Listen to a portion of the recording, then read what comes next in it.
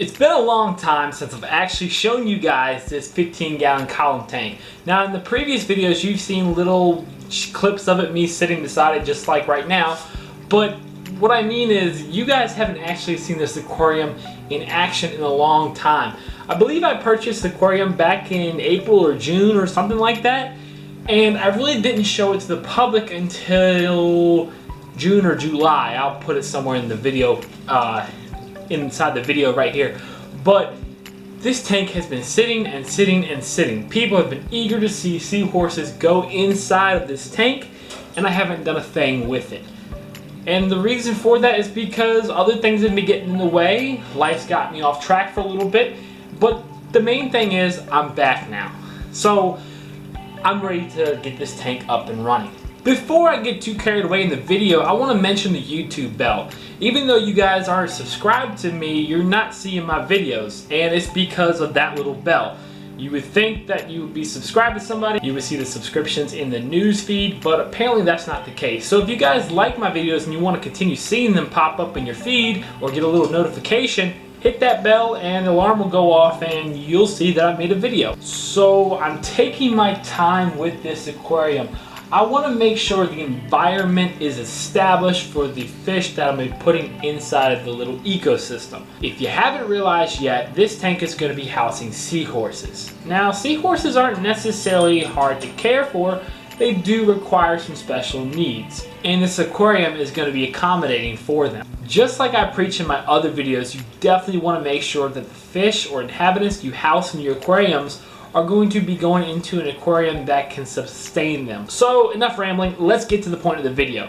As you guys can see, there are some changes in this tank. I've got several different species of macroalgae in the aquarium, and they're doing quite well. I need to upgrade my lighting. That's one of the main things I need to do. Right now, I'm just running a T5 light that came with this tank. The lighting's not adequate enough, so I've been running it 24/7.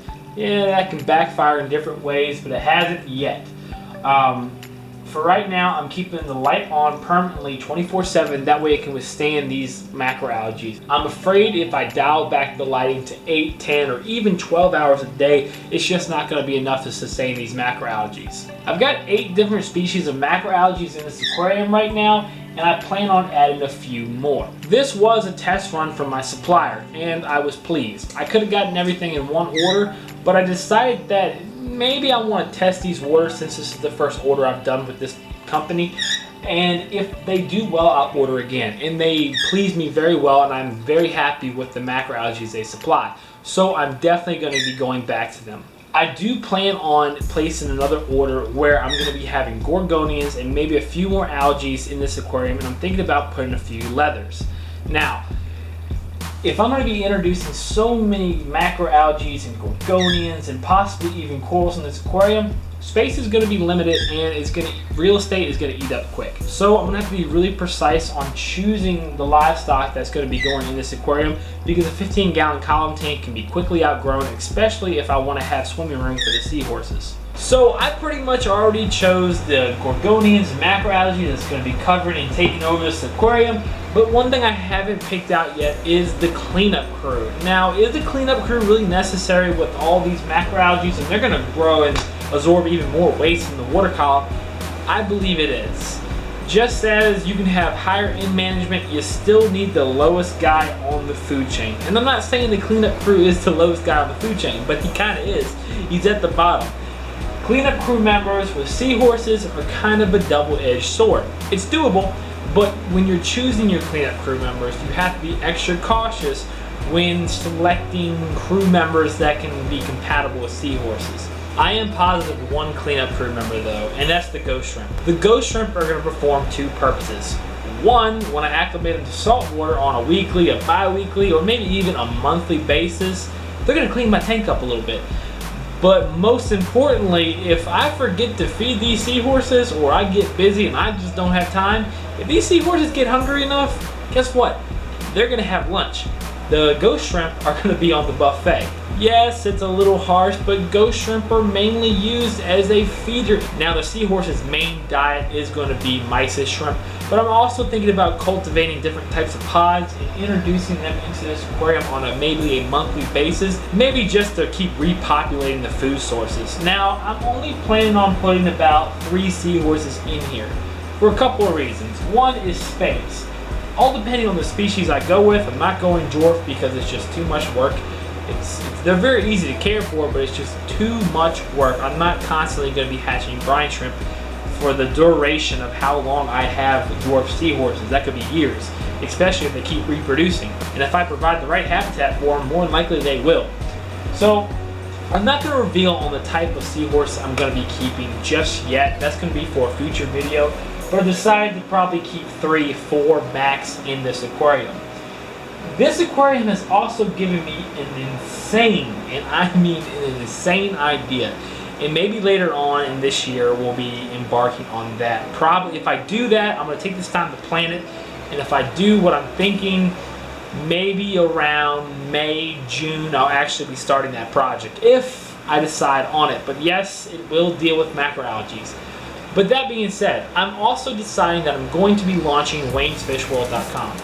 I had a website that was planned out, and long story short, I didn't use it for a while, and the domain I was using basically erased everything. So I logged onto it about 2 weeks ago, trying to think to myself, maybe it's time to publish this. And it's all gone, and I'm like, oh, that's lovely, all those hours I stayed up and worked on this thing, and now it's gone. Oh dear God. But in all seriousness, what I decided to do is I'm going to go ahead and launch the website, even though I don't think it's ready. I don't know the date just yet, but I plan on having the website be a mega store. It's not just going to be selling live plants, either be freshwater or saltwater, but it's going to be everything from merchandise such as filters to monitors, heaters, everything under the sun, even live fish and corals and whatnot. But in order to get there, I'm going to take baby steps. I just can't expect to have this mega store up and running overnight and be flawless. It's just not practical.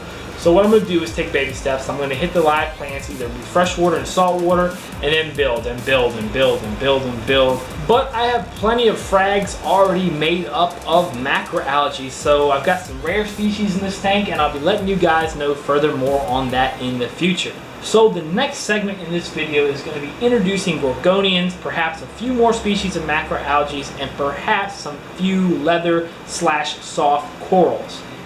Then it might be a mixture of that and introducing the cleanup crew, and then it's finally time to introduce the seahorses. The tank's already ready for them, but I want to make sure that this tank is utmost ready for the inhabitants I'm going to be introducing. Sorry to keep making you guys wait, but I promise I'm as anxious as you guys are. But the day will come when seahorses are going to be introduced into this 15-gallon column tank. I really hope you guys liked this video. If you did, hit that like button, hit the subscribe button. Stay tuned till next week's video. I'm going to be coming at you guys with a brand new topic.